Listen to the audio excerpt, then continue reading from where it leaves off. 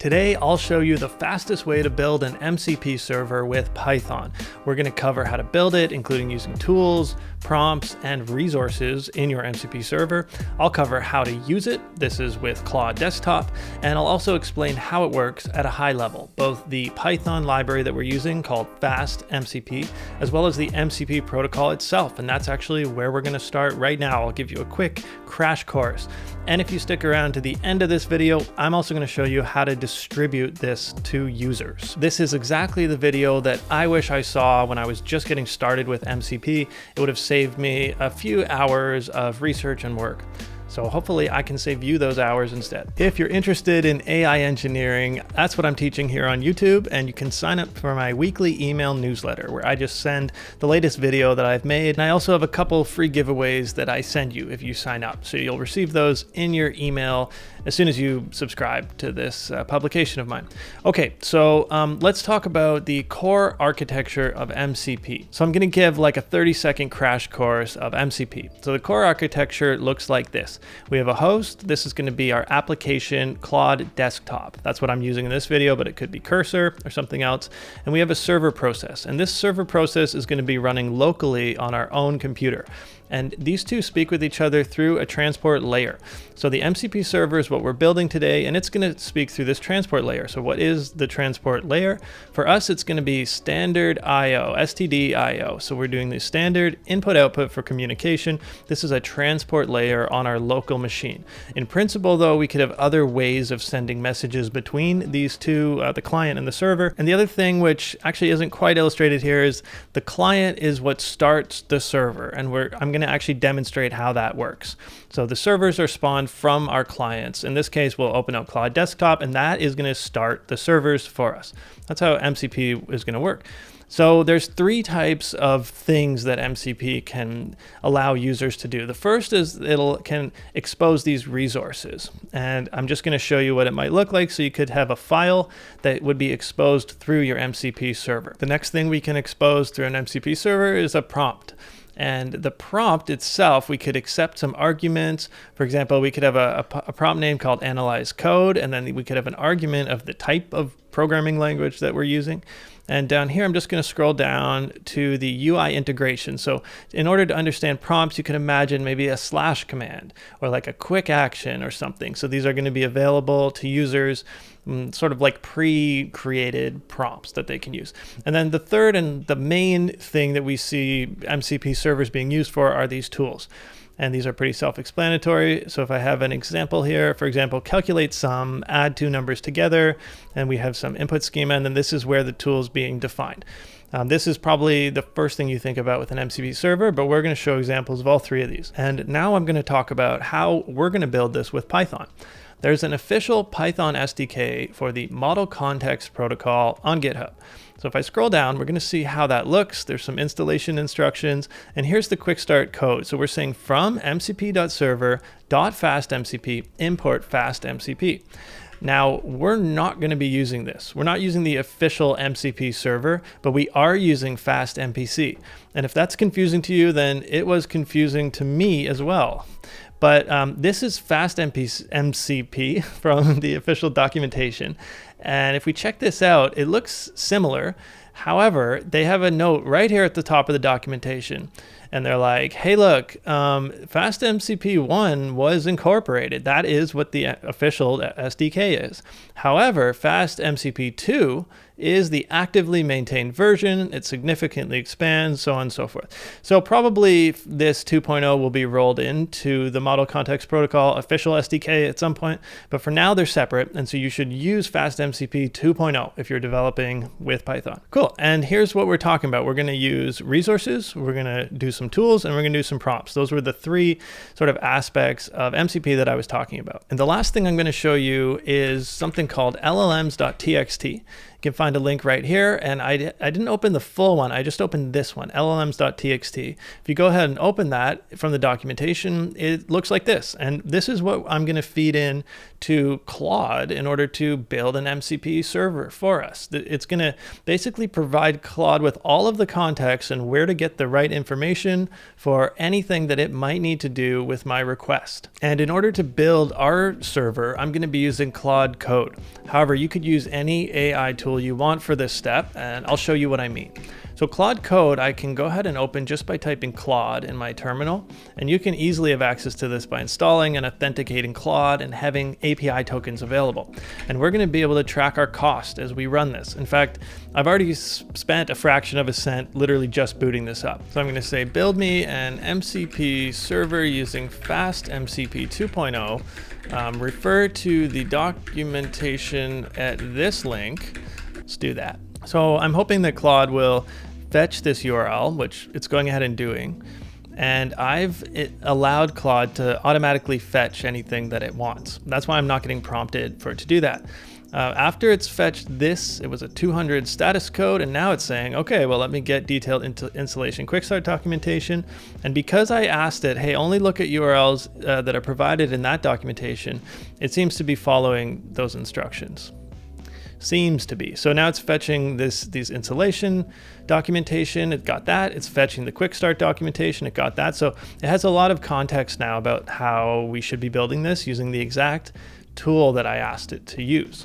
And I like how Claude Code has this to-dos list. So it's like we need to install the dependency, then we need to create the server structure, then I need to add some examples. And it's going to start like checking these off as it runs. So the first thing is to install the dependency, and it wants me to add UV or FastMCP with UV. So let's go ahead and do that. And it didn't have a PyProject.toml. So now it's going to realize that, right? Oh, shoot, I need to initialize this as a project. Let me do that. You can see also it's running some bash commands for me. Because this is like a CLI thing, I think it's really nice. It's really clean, like for running bash commands, rather than using something like Cline or Cursor that might not sort of be as well integrated with that. So here it's creating a main file, which is going to be like our MCP server.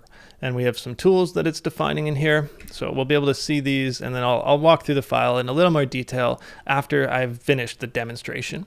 The last thing Claude is trying to do is test the server locally, and it's actually running that test as well. Cool, so it's updated its to-dos. This should wrap up really soon. And what I really want to see is the cost of that. So that cost me 20 cents, took a few minutes. Okay, now let's look at what we have here.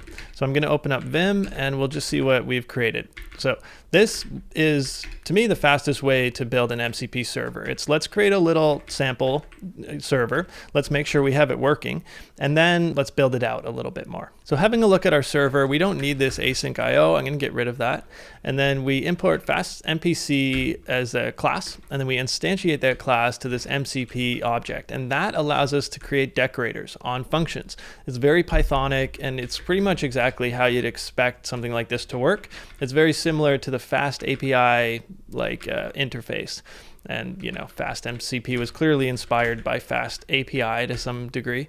So here we have a function to greet. Okay, we have an add numbers function, and we have a get server info function. And this just returns a regular string with no inputs, but these ones do have inputs. And then we have some basic doc strings, nothing too crazy going on. And then we're running our server. So let's go ahead and look at the README.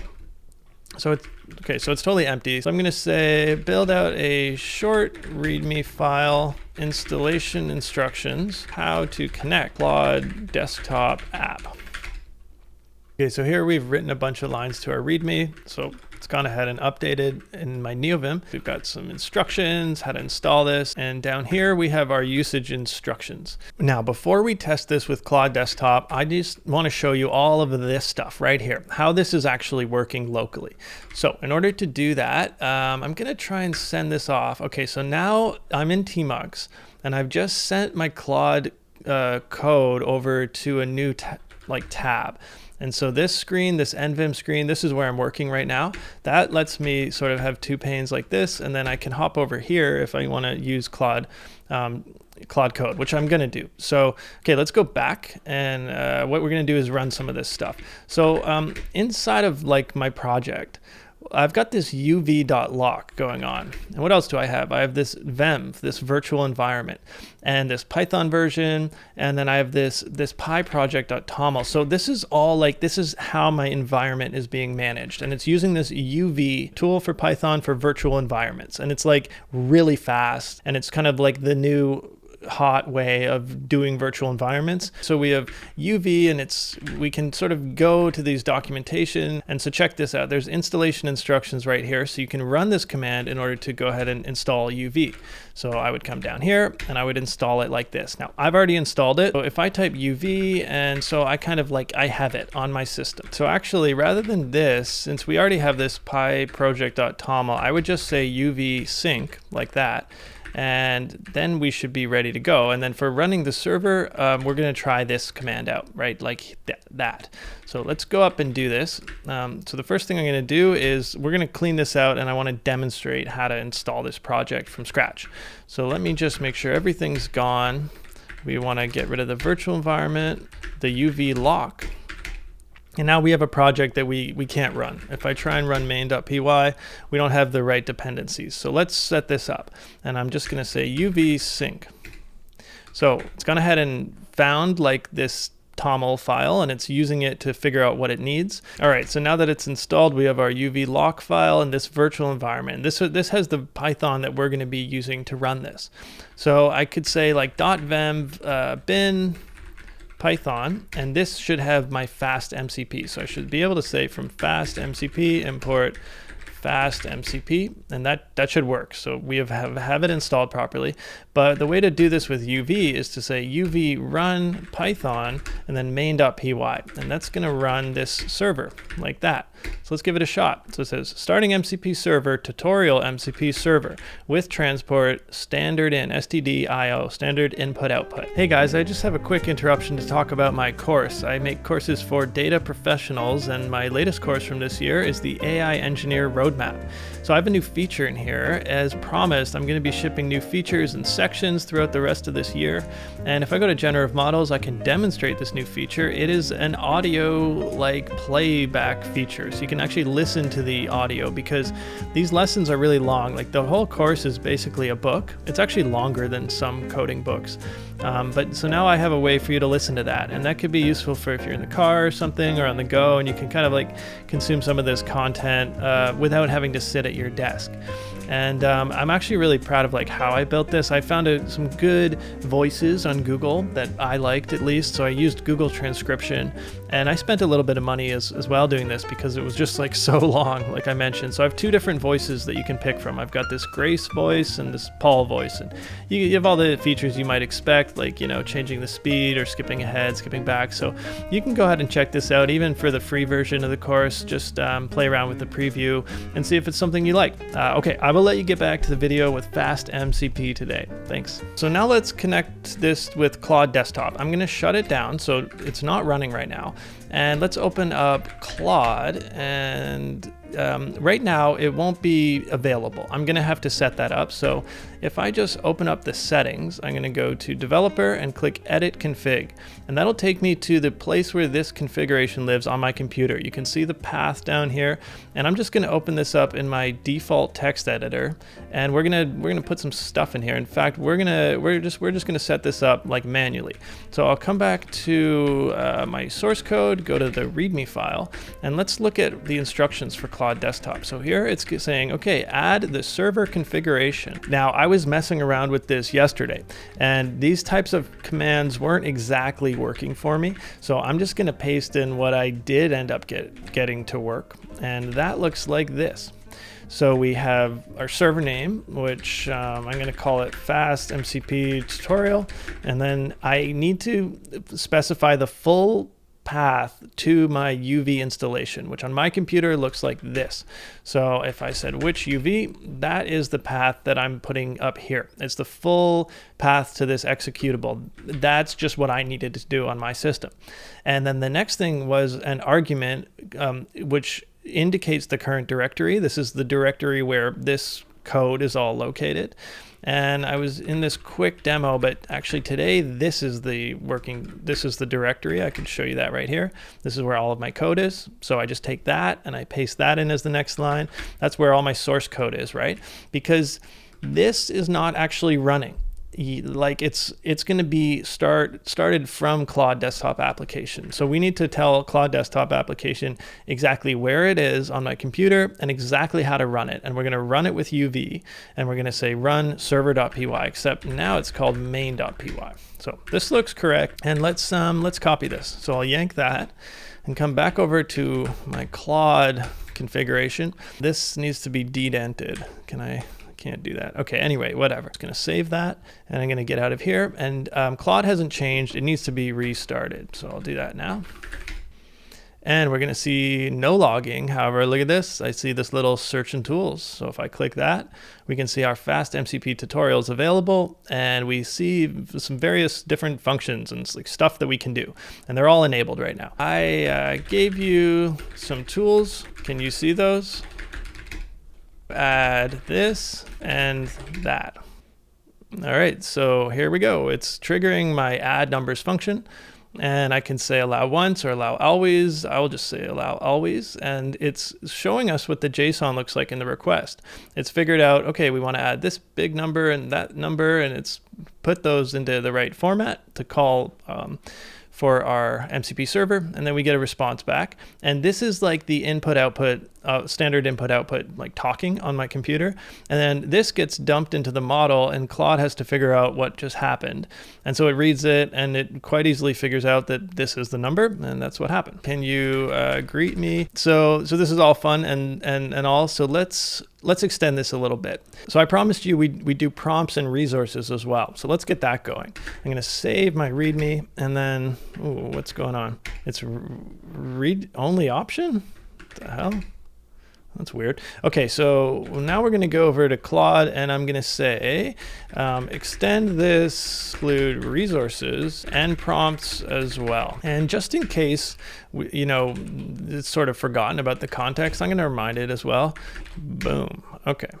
But of course, like if you were building this for real at this point, which, by the way, I would start with like a sample type thing like this just to get it working. But then at this point, you could prompt your AI assistant to go ahead and start actually building the type of MCP server that you're looking to build. In this case, so we've gone ahead and fetched like the resources documentation and the prompts documentation. That makes sense. Those are the two things I just asked it to go ahead and build out for us. Yeah, it's building out a whole bunch of stuff. Okay, so it built out a bunch of tests as well. So it's running the tests. This is pretty cool because if the tests were to fail, then Claude Code would sort of walk back and try and fix the code up because it would have had implemented bad code. It's also updating the README with the new stuff that it's made. Cool, so it's finished up, and for cost, we're at about 90 cents. And what's cool, I'll just show you, like, look how much of Haiku is getting used. So this is a cheaper API, the Haiku one. And so we have a lot of input, not so much output, but a lot of input going through that model. So this is one way that the Claude Code, kind of optimizes your cost compared to just hammering the Claude Sonnet API with like some other, tool.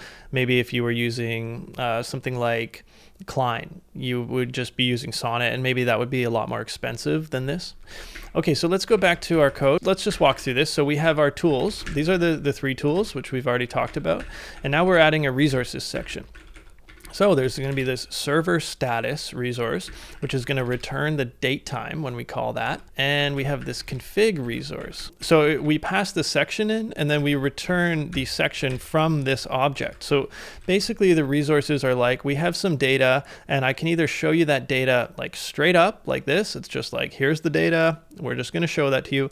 Or we can go ahead and kind of like pick certain parts of the data. But you can imagine with these sort of resources, we could expose stuff from our system. Like I could load a file in here and I could return that file. And I think that would be the use case for a resource. We could also expose something like a cloud resource, like something from like a cloud bucket.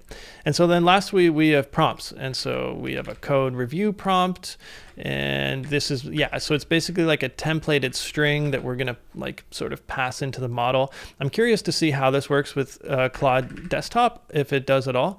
So we have a code review prompt, we have a documentation, explain concept prompt, debugging assistant prompt. That's pretty cool. I'm gonna try this explain concept prompt. Go back to Claude Desktop and restart it. Okay, so if I click the plus button, I have this ad from FASTMCP tutorial, and I can come down and I could click something. Okay, so here's the prompts I was talking about.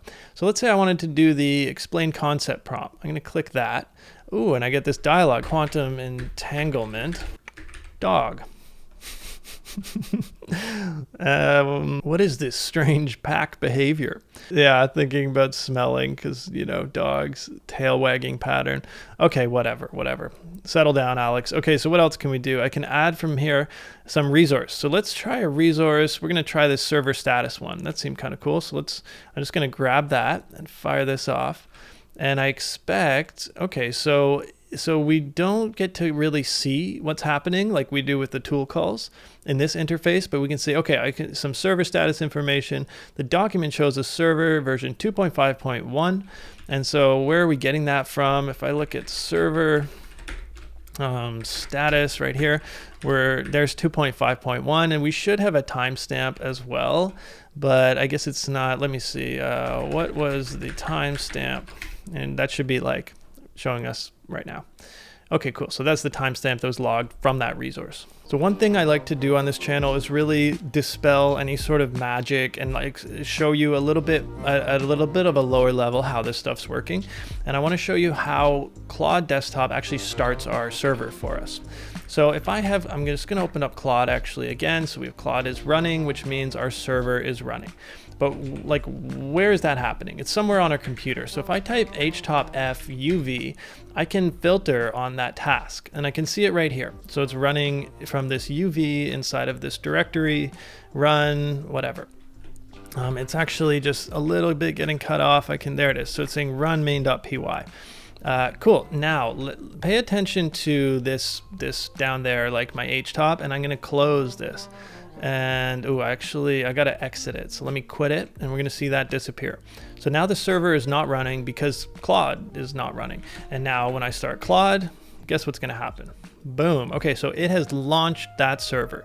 And the reason, of course, it launched that server is because it's in the Claude configuration. So I'll just, I'll pull that up again. So the config file, oh, here it is. That's cool.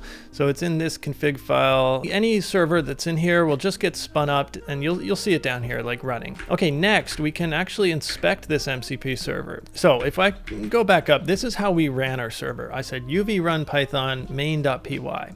But what we can do is if I prepend an argument called npx model context protocol inspector to that command, we're going to be able to see like some stuff. And this is our MCP inspector.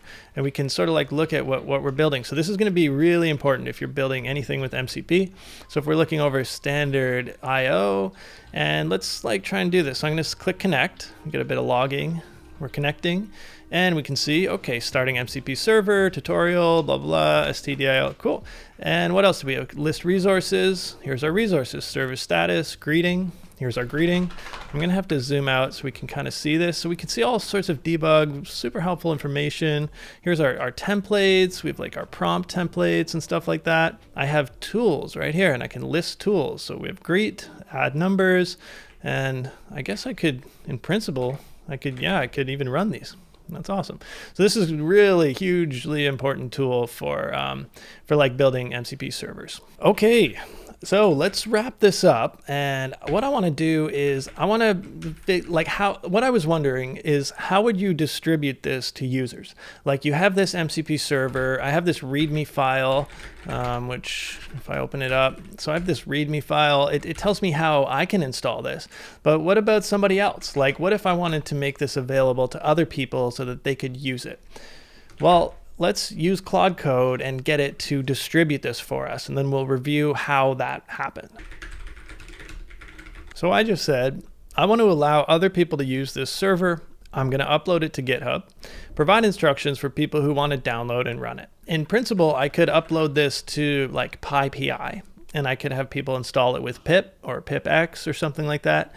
But alternatively, they can just use Git. So they can clone this repository, and then they can go ahead and install it, like just install it locally with UV, and then just set it up like how I did, how I showed it today. So it's done that. Quick start. Clone the repository, install dependencies, test the installation. Like I could literally upload this and you could go ahead and pull it and you could be using this server like right away. However, if I wanted to go one step further, then I would want to make this able to be downloaded from PyPI. And so let's see if Claude Code can help me with that. And I have a bit of a more detailed prompt that I'm going to paste in, and I'm saying convert this project to be suitable for deploying to PyPI and add instructions for A, myself to publish it and update it, and B, for users to download it and run it with PyPI. And there's a lot of steps in actually distributing a package like this. So you can see that it's actually moving a lot of code around. It's going to be moving the main file into an actual source folder where it's like a proper Python library in here. And I'm just going to have to be careful that it doesn't actually try and deploy this, but it should just tell me how to deploy this. Because of course, I don't actually want to, create a Python package with this like fake information. I'm going to have to come in here and make a few changes. And obviously I wouldn't want to even deploy this anyway, because this is called FASTMCP tutorial. Now it's updating this pyproject.toml. And it's definitely useful to just pay attention to what it's doing. Let me close my buffers. And so it's put all of our source code into this source FastMCP tutorial. This is how you'd want to structure Python code if it was a package, and it has an init file. There's a bit of information in here. I could even sort of start doing this. So that's probably how I'd want to do that. Okay, let's see where it's at. So now, okay, we're doing a license, MIT, and we've built out this pyproject.toml like a lot. So we just had like a version description, some basic stuff. Now it's like we got a whole bunch of stuff. We got author names, maintainers, keywords, and stuff. It's really going hard on this. Wow, we've even got a package summary.md. It cranked out this whole markdown file just kind of explaining what it just did, which is pretty cool. I also have this publishing file, so it's kind of like split up all this stuff. So this is how I would go ahead and publish it. So that looks pretty good. And so I believe this is done. And so let me, no, I don't want to clear it. I want to see the cost. Okay, so that cost about $1, but absolutely $1 well spent if this is something I actually wanted to do. Right, so I'm going to take all this code and upload this to GitHub. So you can go ahead and check this out if you're interested in learning from this code. You could even go ahead and pull this onto your computer and start playing around with it. But keep in mind that I haven't actually installed this to PyPI, so this is not going to work here. Code below will not work. Clone the repo and run it that way. I doubt anyone's going to test this out, but just in case. Okay, so if you're still with me, then you've got to leave me a like and consider subscribing to see more content like this. Today's video is really special to me because it represents the start of my journey into MCP from an engineering perspective. And I'm going to be making a ton of videos on this topic in the coming months. So I'll leave one of those videos for you right here on the screen, or maybe even two. And if you have some time, you can check those out. Thank you for watching, and namaste.